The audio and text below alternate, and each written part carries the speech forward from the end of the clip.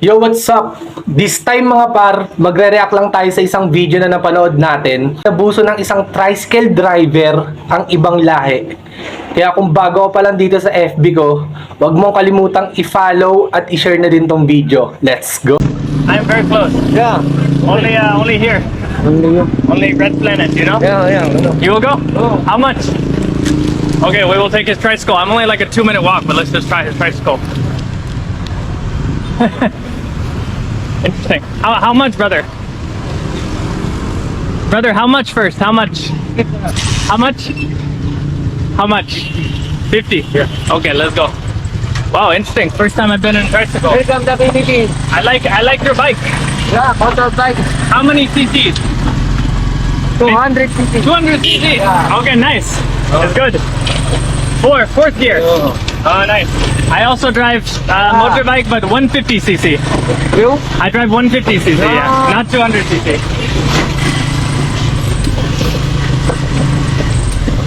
Eagle. This what? Eagle. Eagle. Yeah. Eagle. You like eagle? You're free like eagle. Flying. What's your name, brother? Feminine. Oh no, your hat. Is that your hat or clothes? I'm gonna drop the clothes. Drop this clothes. And that is your clothes? Your Clothes. Okay. No problem. Wow, it's a nice bike. How many years do you drive? you 20 years. 20 years. Yeah. And your age? Yeah. 20 years. You know. 27, 20 years. 20 years, 7? Yeah. You drive 7 years old. Yeah. Wow. You brother, you motor. 7. Yeah. 7 years old. Yeah. Wow. 7 years old, I've been driving. Is this for a hand? I think I hold my hand like this. I think we need to put this up here so we can talk to him. What's your name? My name? Yeah. Chris. Right? Chris. Yeah. And your name? Eminem. Any name. Any name. MM. NN. Yeah. NN. Okay, good name. You are from Manila or a different place? Your home. Philippines, you. Manila. Yeah. You Manila. You. Okay, good. You. Vlog? Cousin. I make YouTube. You. YouTube. Me? You baby. Sorry? Baby. 3 baby. Yeah. I'm 3 baby. Oh wow. You're a strong man. Strong man. Very strong. Okay, here's good. Well, you know direction. Good. You know your streets. Okay. What is this one? Motor star. This one. You cat. Cat. Car. Cat. Yeah. Oh, cat. What's this? Is for money or for No money. No money. Yeah. What is inside? Cat. Oh, cat. Oh, this is cat. Yeah. Cat. Okay, I see. Okay, brother. This one for you. 550. And then, right? 550 sir. 550. Yeah. No, 550. Yung No, company man. motor. Man, it's so close. No, yung company. Man, I hear you say 50. 550. Man, 550 is so Yeah. much. 550. You gasoline. Man, 1,000 550, 550 I go airport. No, you company. Man, it's so close. 1 kilometer. Yeah. Man, I will give you You are- 100. I hear 50. No, you company motor. You gasoline. No. No. 550, you're going to charge me. Yeah, you company motor. Company moto. Yeah. And you're going to charge me 550. Yeah. 550 for this. Yeah. $10 US. You are. You're going to charge me that much. But You know you're on camera, right? yeah. You want? Okay, man. Okay. I will give you 550 then. It's your choice.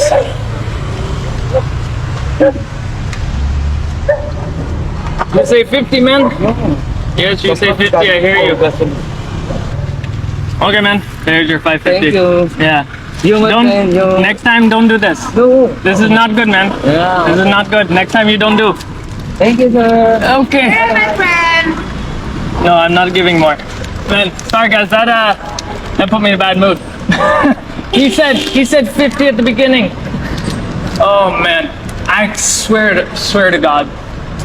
Man, that put me in a bad mood. Oh well. Yon mga kasarap, napanood nyo? Shoutout sa'yo, Kuyang Driver, kung sino ka man. Alam mo, Kuyang Driver, alam natin na mahirap ang buhay. Oo, nandun na tayo. Pero puta, hindi mo kailangan gawin yon. Una sa lahat, ibang lahi yon. Alam mo ba na dumadayo sila dito para mag-enjoy? Para i-feel tong Pilipinas. Tapos ganun yung gagawin mo? Alam mo, pinanganak tayo sa mundo na to para gamitin natin yung utak natin. Para gamitin natin yung lakas natin. Para gamitin natin yung katawan natin. Hindi para manggancho o para mag-agrabyado ng tao. Hindi ka ba naawa dun sa foreigner? Kitang-kita dun sa video. Tinanong ka muna niya kung magkano ba ang ibabayad niya hanggang dun sa pupuntahan niya. Ang sinabi mo 50 pesos. Pero bakit ganun? Nung naihatid mo na siya, sinabi mo 500. At ikaw pa yung nagagalit. Kitang-kita dun sa video, tinatanong ka niya 500. Ang sabi mo, no. Wow! Dinadaan mo sa sindak yung foreigner. Porket alam mong dayuhan dito sa atin. Kuya, maling-mali yung ginagawa mo. Hindi mo ba alam na minus 10 ka sa langit sa mga pinaggagawa mo? Hindi ka ba nahiya na kapag nagkaroon ka ng anak, mapapanood ng anak mo pagdating ng araw tong ginawa mo? May intindihan ko pa kung manghihingi ka na lang sa kanya eh. Ang daming mga nahihirapang tao dito sa mundo. Makikita mo sa kahit saang lugar, may makikita kang mga tao na nanghihingi ng pera, dumidiskarte, nagbebenta ng kung ano-ano, pero patas sila sa buhay. Nagpapakahirap sila, ginagawa nila yung tama para lang mabuhay. Pero ikaw kuya, nanggagancho ka ng tao, nangaagrabyado ka ng tao, para lang kumita ka. Maling-mali. Ano na lang iisipin ng mga foreigner, ng mga dayuhan dito sa Pinas? Dahil sa ginawa mo, no? Nakapag sasakay sila sa tricycle, ganun na lang yung gagawin sa kanila ng mga driver. 'Di ba? Kawawa naman yung mga tricycle driver na patas kung lumaban. Naghahanap buhay, nagtitiis sa mahabang pila para makapagsakay lang ng pasahero at para may kitain lang sila. Hindi mo na inisip yung kapwa mo driver. Sa ginawa mo, maraming mawawalan ng tiwalang foreigner sa mga katulad yung driver. Maraming paraan para kumita ka ng pera. Mas piliin mong maging mabuting tao kaysa mang-abuso, kaysa manloko. Kasi hindi mo ba alam kung ano yung balik na mangyayari sa'yo? Kung ano yung balik na mararanasan mo sa ginawa mong yan? Nakita mo naman kung gaano kabait yung foreigner, kuya. Kinakausap ka niya, tinatanong ka niya. Sobrang masiyahin niya. Alam mo yon? 'Di ba? Although nagba-vlog siya for content, pero makikita mo yung loob niya, kung ano talaga siyang klaseng tunay na tao. Kaya kung mapapansin niyo sa video, pagbaba niya may nangihinging street children ba yon or isang babae na sinabi niya hindi na daw siya magbibigay. Alam mo yung phobia na naibigay mo sa kanya, kuya? Tingin ko si kuya tumutulong, yung foreigner. Tumutulong siya, nagbibigay talaga siya.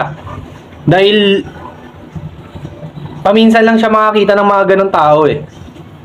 Pero dahil sa ginawa mo, 'di ba? Grabe. Sobra siyang na-disappoint na may mga gantong tao sa Pilipinas. Hangga't maaga magbago ka. Hangga't maaari. Huwag mong hayaang lamunin ka ng kasamaan, kuya. Hindi yan ang paraan para kumita ka ng pera. No? Magtrabaho ka ng patas, kuya. Tanggapin mo kung magkano lang yung kikitain mo sa isang araw.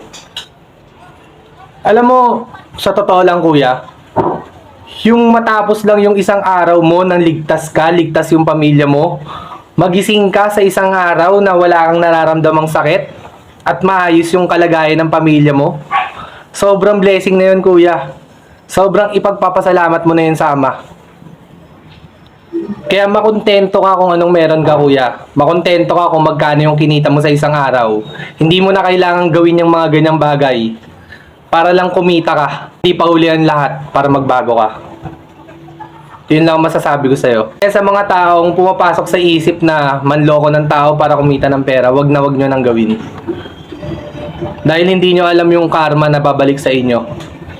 Hindi nyo alam yung mangyayari sa kapalit na ginawa nyo o gagawin nyo. So yun mga kasarap, hanggang dito na lang. Huwag mo akong kalimutang i-follow at i-share na din tong video.